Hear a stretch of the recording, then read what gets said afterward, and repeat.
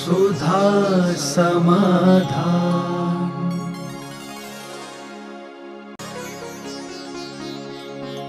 नमोस्तु गुरुदेव। आत्मा के परिणमन में कषाय और नौ कषाय क्या आत्मा का अशुभ परिणमन है? प्रत्येक द्रव्य में कुछ द्रव्य ऐसे होते हैं जो बाहरिक रूप से निष्क्रिय दिखते हैं, लेकिन वस्तुतः द्रव्य कभी निष्क्रिय नहीं होता। द्रव्य का लक्षण ही है उत्पाद व्यय ध्रुव युक्तम शत। बाहर से दिखते हैं कि यह निष्क्रिय है, लेकिन प्रति क्षण प्रत्येक द्रव्य में उत्पाद व्यय ध्रुव लक्षण चलता रहा। ध्रुवती ध्रुष्यति अध्रुवत्वत्। परिणमन किया था, कर रहा है और करेगा। द्रव्य की परिभाषा ही ये बनी है।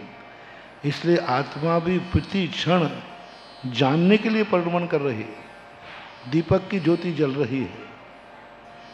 आपने दीपक नहीं तो ये बल्ब देखो, ये बल्ब अपन 1 घंटे से देख रहे हैं, ज्यों का त्यों जल रहा है कि नहीं, लेकिन प्रति समय इसमें वोल्टेज खर्च हो रहा है कि नहीं? हो रहा है। वो वोल्टेज खर्च हो रहा है, ये परिणमन हो रहा है। बाकी हमें नहीं दिख रहा। हमें तो दिख रहा है कि हम 1 घंटे से देख रहे हैं, बल्ब बराबर जितने पावर का है जल रहा है। अपन को निष्क्रिय दिख रहा है, लेकिन वास्तविक से प्रति क्षण उसका यूनिट, बिजली के यूनिट के माध्यम से उसका परिवर्तन हो रहा है।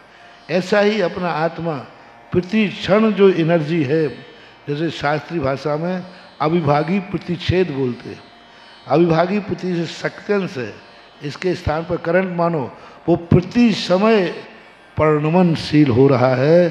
चाहे सिद्ध भगवान हो चाहे संसारी हो, भले तुम्हारे लिए एक समान उजेला मिल रहा है, लेकिन प्रति समय एनर्जी खर्च हो रही है, वही परिणमन कहलाता है। संयोगज भाव कहलाता है। 2 भाव होते हैं, एक पारिणामिक भाव होते हैं और एक औदैहिक भाव होते हैं।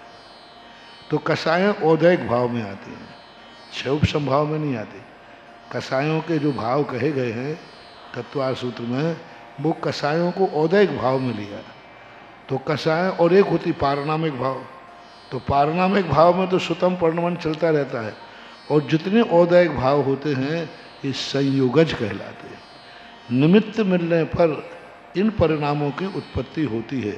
होवे कोई नियम नहीं। जब भी कषाय होगी, कषाय के उदय में ही होगी, लेकिन कषाय के उदय होने पर कषाय होगी ही उसी क्वालिटी की, ऐसा कोई नियम नहीं है।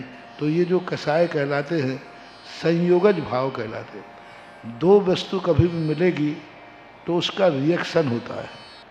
तो वो रिएक्शन यदि एक्सेप्ट नहीं किया है तो नहीं होगा, एक्सेप्ट किया तो रिएक्शन तो होगा ही होगा।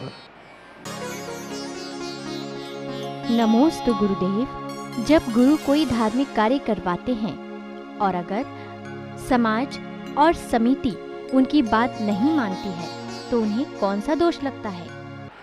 कुछ लोगों की जीव में नहीं होती है, फिर कि उनकी जीव हड्डी के समान स्थिर होती है। और कुछ लोगों की जीव में हड्डी तो सभी के उसमें नहीं है, वचन दे देते हैं, उसका ध्यान नहीं रख पाते, और उस तद्रूप कार्य करने के लिए वो व्यक्तिगत स्वार्थ टकरा जाते हैं। व्यक्तिगत स्वार्थ इतने टकरा जाते हैं कि व्यक्ति सोच नहीं पाता कि हम कितना नुकसान उठा रहे हैं। आप लेटेरी के हैं शायद? जी महाराज जी। हाँ, लेटेरी में स्थितियाँ थी। अब वो पूरी जानकारी मुझे नहीं है। सभी समाज मिलकर के एक साथ संगठित होकर के जो संकल्प किया है उसको पूरा करें, अन्यथा जिन दानदातारों ने घोषणा की है वे दानदाता, उनसे कह दीजिए कि भाई आप यदि कार्य नहीं करते हैं तो हम इस दान को कहीं अन्यत्र दे सकते हैं।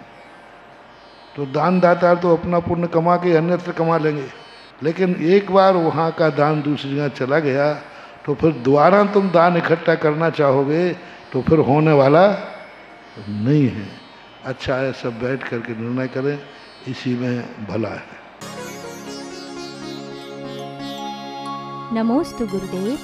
हम जानते हैं कि क्या अच्छा है क्या बुरा, तो हम अपनी आत्मा और मन को कैसे समझाएं? हर पाउच खाने वाला व्यक्ति पढ़ा है, लिखा है कि तम्बाकू चबाना स्वास्थ्य के लिए हानिकारक है, फिर भी पुड़िया खोल के खा लेता है। इसके 3 कारण हैं। पहला कारण है कि व्यक्ति स्वयं सुसाइड करना चाहता है, स्वयं चाहता है कि मेरी जिंदगी खत्म हो। दूसरा कारण होता है कि व्यक्ति उसके संबंध में विश्वास नहीं कर रहा है, अंदर से विश्वास नहीं कर पा रहा है। वो कहता है ऐसा तो लिखा रहता है, ऐसा तो होता रहता है। उसकी आत्मा की पर्याय नहीं बन रही कि जो ये कहा जा रहा है वो सही है, मन का विषय बन जाता है। कभी कभी क्या होता है कि व्यक्ति सत्य को स्वीकार करता है, हाँ सत्य बोल रहा है, लेकिन उसने स्वीकार नहीं किया। अभी यदि मैं कहूँ कि भाई सबको कल से अभिषेक करना है, बोलो मैंने ये बात श्रावक के लिए सही बोली है कि गलत बोली है? बोलो ना, सही बोली, तो कल से शुरू हो जान दो ना। अब देखना, आपने सत्य को हाँ कहा है लेकिन स्वीकार नहीं किया। यही स्थिति बनती है। कितने बार हमारा ज्ञान सत्य को मानता है, सत्य को जानता है, लेकिन स्वीकार नहीं करता है। सत्य को जानना अलग चीज है और सत्य को स्वीकार करना अलग है। सत्य को जानना ज्ञान का विषय है और सत्य को स्वीकार करना चारित्र का विषय है। चारित्र का, इसलिए तो सम्यक ज्ञान हो जाता है, चारित्र नहीं होता, क्योंकि वो कहता है सत्य है, सत्य है, सत्य है, लेकिन वो सत्य आत्मा की पर्याय नहीं बन पाता, स्वीकार नहीं कर पाता। इसलिए जब वही ज्ञान चारित्र के रूप में ढल जाता है तो जैसा जानता है वैसा ही वो करता है, ये जाने। नमोस्तु गुरुदेव। मैं अपने दिवंगत पिताजी की तस्वीर पर गंधोदक लगाता हूँ, तो क्या उन पर कोई प्रभाव पड़ेगा? उनके ऊपर तो कोई प्रभाव नहीं पड़ सकता, क्योंकि वो पर्याय बदल चुके, उनका उपयोग यहाँ नहीं है। लेकिन तुम्हारी जो श्रद्धा पिता के प्रति है, तुम्हारे लिए जरूर ऐसा पुण्यबंध हो जाता है कि मरने के बाद भी हम उनके लिए कुछ करने का भाव हो रहा है, तो तुम्हारे लिए तो ठीक है। लेकिन फोटो के ऊपर गंधोदक लगाना ये ठीक नहीं। तुम्हारा भाव अच्छा है, भाव की अपेक्षा तुम्हारा ठीक है, लेकिन फोटो पर गंधोदक लगाना ये उचित नहीं है, क्योंकि वह गंधोदक के योग्य नहीं है। नमोस्तु गुरुदेव। अजैन व्यक्ति को जैन धर्म पर बहुत श्रद्धा हो गई है, ऐसे में वो व्यक्ति क्या करें? जैन दर्शन में श्रद्धा की और सम्यक ज्ञान की कोई जाति नहीं होती, कोई कुल नहीं होता, वो पशुओं को भी होता है। और हमारे शास्त्रों में सम्यक दर्शन जो है सभी जाति वालों के लिए उपलब्ध कराया, मातंग तक को कराया, चांडाल को भी कराया, सबके लिए सम्यक दर्शन सबको हो सकता है। लेकिन जब क्रिया का अनुष्ठान की बात आती है तो अनुष्ठान के लिए कुल शुद्धि चाहिए। अनुष्ठान के लिए, श्रद्धा के लिए कुल शुद्धि नहीं चाहिए। किसी भी कुल का हो, किसी भी रूप का हो, वो श्रद्धा के माध्यम से अपने जीवन में कई प्रकार के उपलब्धियां प्राप्त कर सकता है, श्रद्धा के माध्यम से। जैसे मातंग ने किया, एक अहिंसा के प्रति अपनी श्रद्धा व्यक्त की, और इतनी बड़ी श्रद्धा व्यक्त की कि उसकी श्रद्धा ने इतना बड़ा चमत्कार दिखाया कि देवता भी आकर के उसे समुद्र में कमल की रचना कर दी। श्रद्धा का चमत्कार था। लेकिन वह मातंग जो है अहिंसा महाव्रत को धारण नहीं कर सकता। आप देखो, अहिंसा का चमत्कार, अहिंसा पर श्रद्धा और अहिंसा का अनुकरण करना, चारित्र में अपनाना, अनुष्ठान रूप देना, इसके लिए, इसलिए जितने भी इस प्रकार के लोग होते हैं उनको श्रद्धा तक ही सीमित रखें। अति करके उनको ऐसा नहीं करें कि फिर उनको अभिषेक की भी छूट दे दी जाए, ऐसा ना करें कि फिर आहार की भी छूट दे दी जाए। उसके लिए फिर बहुत बड़ी लंबी चौड़ी प्रक्रिया है। शांति धारा तो किसी के लिए भी कर सकते हैं, लेकिन शांति धारा हर व्यक्ति नहीं कर सकता। मैंने कहा था ना कि एक बार तो हमने कुत्ते के लिए शांति धारा की थी, कुत्ते के लिए शांति धारा की थी, लेकिन कुत्ता शांति धारा नहीं कर सकता। तो इसलिए किसी के लिए कर सकते हैं, उसके लिए छूट देना आज के समय पे बहुत ज़्यादा दिक्कत का कारण बन जाता है, समस्याएं हो जाती हैं। आज का जो कानून है वह कानून इतना विचित्र है कि वह यदि एक बार प्रवेश कर जाएगा तो फिर तुम नहीं रह पाओगे, वही रह जाएंगे। इसलिए भक्ति के अतिरेक में उसको श्रद्धा तक ही रहने दें, उसको क्रिया में उतारने का कोई उपक्रम न करें। नमोस्तु गुरुदेव। बोलचाल बंद होने पर वैर भाव कितने भव तक रहता है? सीमा नहीं है। सबसे उत्कृष्ट वैर का भाव तो जो है पारसनाथ का मिलता है, दूसरा मिलता है राम और रावण का। 16 भाव तक ये वैर की परंपरा है। राम, रावण, लक्ष्मण और सीता, ये चारों प्राणियों का जो वैर चला 16 भाव से चल रहा है। 16 भाव पहले कहानी शुरू हुई थी और चारों का ये चलता रहा और 16वें भाव में जाकर के जब एक व्यक्ति, और निमित्त भी 16 भाव में रामचंद्र जी ही बनते थे। जब रामचंद्र जी मोक्ष चले गए तो सब पर पूरा सब खत्म हुआ। 16 भाव तक का मिलता है। इससे ज़्यादा भाव भी चल सकते हैं बैर के लिए, क्योंकि ये बैर भाव है, कसाय है 40 कोड़ा कोड़ी वर्ष की, 40 कोड़ा कोड़ी सागर वर्ष की अनंतानुबंधी कसाय है, 40 कोड़ा कोड़ी सागर। अब 40 कोड़ा कोड़ी सागर में कितने भाव हो जाएंगे, कितने भाव हो जाएंगे? असंख्यातों भाव हो जाते हैं। नमोस्तु गुरुदेव। भरत भगवान को अंतर मुहूर्त में केवल ज्ञान हुआ था, लेकिन बाहुबली भगवान को केवल ज्ञान होने में 1 वर्ष क्यों लगा था? भरत के पिताजी को 1000 साल लग गए। अब देखो, बाहुबली को 1 साल, तो भरत ऋषभदेव को 1000 वर्ष जो है उनकी तपस्या हुई। ये कंसंट्रेशन ऑफ माइंड, जो कंसंट्रेशन होता है वो एक नहीं बन पाता है, उससे वैराग की कोई कमी नहीं है, एकाग्रता नहीं बन पाती। अब वो भरत चक्रवर्ती की एकाग्रता बढ़ गई। अरे इससे ज़्यादा तो और भरत चक्रवर्ती तो फिर भी घर में बैरागी जैसा था। अंजन चोर को एक अंतर मुहूर्त में केवल ज्ञान हो गया और आदिनाथ को 1000 साल लगे।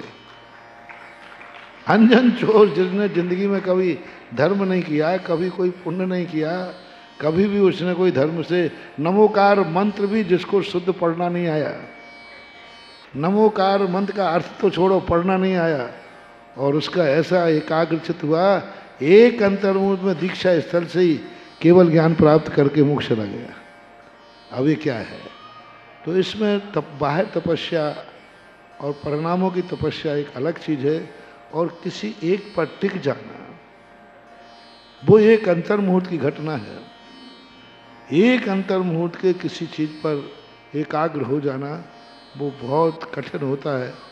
तो इसमें तपस्या में कोई प्रिसिजन नहीं है, वो एकाग्रता में, और वो करने से आती भी नहीं है। हम चाहें कि नहीं, हम मनुष्य का एकाग्र करूँगा, हठ योग हो जाएगा, वो एक ऐसी सहज धारा है जो हो जाता है तो हो जाता है। नमोस्तु गुरुदेव। अभिषेक करते समय हम श्रावक मंत्रोच्चारण करते हैं, उसी बीच अन्य श्रावक जन लगातार घंटा बजाते हैं, क्या यह उचित है? 2 बातें हैं। एक बात तो पहली बात है कि शांति धारा के समय घंटा आदि नहीं बजना, ये तुम्हारी व्यवस्था है। अभिषेक के समय एक बजाने की परंपरा तो शास्त्रों में तो नहीं है। ये घंटे बजने की परंपरा को लोग कुछ गलत ही ले रहे हैं। घंटा जो बनाया जाता था नक्काड़ खाने पर रखा जाता था, दरवाजे के ऊपर, और अभिषेक करने के पहले वो घंटा भगवान बजाता था, जिससे सबको पता चल जाए कि अभिषेक हो रहा है। तो एक सूचना के लिए घंटा था। अभिषेक के समय घंटे बजाने आदि का कोई प्रावधान शास्त्र में नहीं है, लेकिन जब भगवान को उठाते हैं उस समय जरूर है। घंटा ध्वजादि परिवार विभूषितेभ्य आदि। तो अभिषेक के समय खुशी में बनाते हैं, ठीक है। यदि सब लोग यदि मंत्र पढ़ रहे हों तो घंटे नहीं बजाए, कोई नहीं पढ़ता, सब देखते हैं ज़्यादातर। तो पढ़ते हैं उनको पढ़ने में धुन लगा लेना चाहिए, घंटे की आवाज़ सुनाई नहीं पड़ेगी। जब मन एकाग्र होता है तो कितनी कोलाहल मचा रहे, उस कोलाहल से प्रभावित नहीं होते। तो मन को एकाग्र करना है तो कोई बात नहीं। नमोस्तु गुरुदेव। जो भक्तजन अपना चौका लगाते हैं उन्हें कौन से पुण्य का बंध होता है, और जो व्यक्ति धर्म, गुरु और भगवान को अपने मन की पर्याय बना लेता है उसे कौन से कर्म का बंध होता है? कोई भी धार्मिक लाभ होता है कर्म के उदय से ही नहीं होता है। लाभांतराय कर्म के क्षयोपशम से होता है। वस्तु की उपलब्धि कर्म के उदय से है, लेकिन वस्तु की जो क्रिया है वो उदय से न होकर के क्षयोपशम से होती है। तो लाभांतराय कर्म का क्षयोपशम होता है, तब ये स्थिति बनती है। आत्मा की पर्याय कर्म बंध नहीं होता, कर्म बंध से मुक्त हो जाता है। नमोस्तु गुरुदेव। हम ऐसा क्या करें कि भेड़ा घाट का नाम विश्व स्तर पर ऊंचा हो जाए? एक एड्रेस है, प्रकृति प्रदत्त एक घाट है, एक नदी का घाट। भेड़ा घाट यानी भेड़ों का घाट। भेड़ा, दूसरा भेड़े का अर्थ होता है भेड़े से जहां पार हुआ जाता था। भेड़ा बोलते थे, वो लकड़ी का होता नाव जैसा, डोंगा डोंगा डोंगा, तो उसके द्वारा पार किया जाता था नदी को, इसलिए उसको भेड़ा घाट या भेड़े जानवर जहाँ पानी पीते थे इस कारण से। वास्तुतः अब भेड़ा घाट जो है भेड़ा घाट नहीं रहा, अब श्री दिगंबर जैन पयोदय अतिशय तीर्थ क्षेत्र बन गया है और उसका नामकरण मैंने पयोदय दिया था, इसलिए अब मुंह पर पयोदय शब्द बैठा लो। भेड़ा घाट तो एड्रेस है, मालिक तो पयोदय तीर्थ है। बहुत हो रहा, बहुत अच्छा जब से मंदिर बना है। जो लोग तीर्थ यात्री भेड़ा घाट तो जाते ही थे, लेकिन अब जैन अजैन सभी लोग इतनी विशाल मूर्ति को देखकर जैन धर्म के अस्तित्व को समझ रहे हैं। और जैनियों का भी मात्र अकेले प्रकृति का ही नहीं रहा, अब धर्म कमाने भी जाने लगे हैं। सुधा समाधान